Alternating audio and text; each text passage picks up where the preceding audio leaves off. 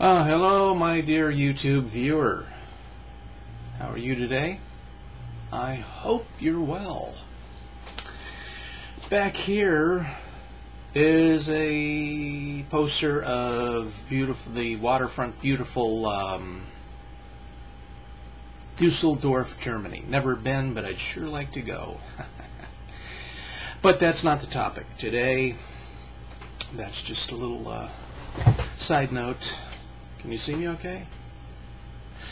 Today's topic was racism as a conditioned response, the title.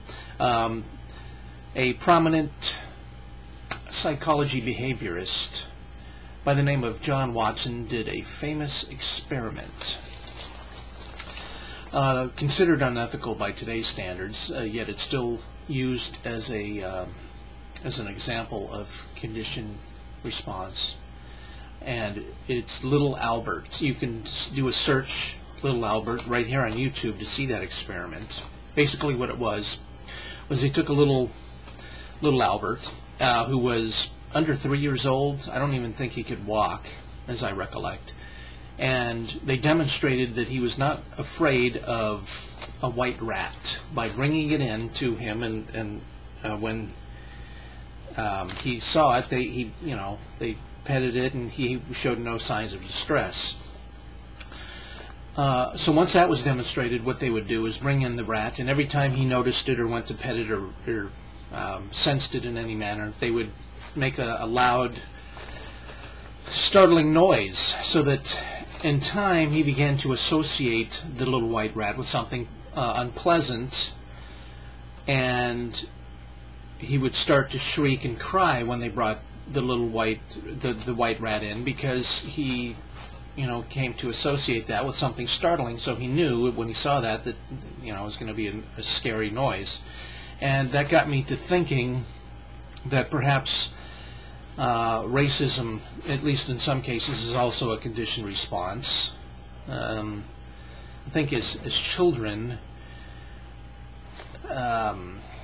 people are not racist to begin with. It seems to be a learned phenomenon, and again, I'm thinking that it may be a conditioned response, because if especially in those cases where people are not associating with the things that they're hateful or racist towards.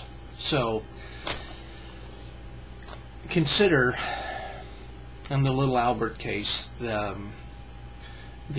little white rat is the other, the person that who's Chinese or black or white or what have you, and every time there's an experience or a exposure with a subject matter of that particular, there's something unpleasant. For example, you hear something bad every time, or on the news, it's always bad news associated.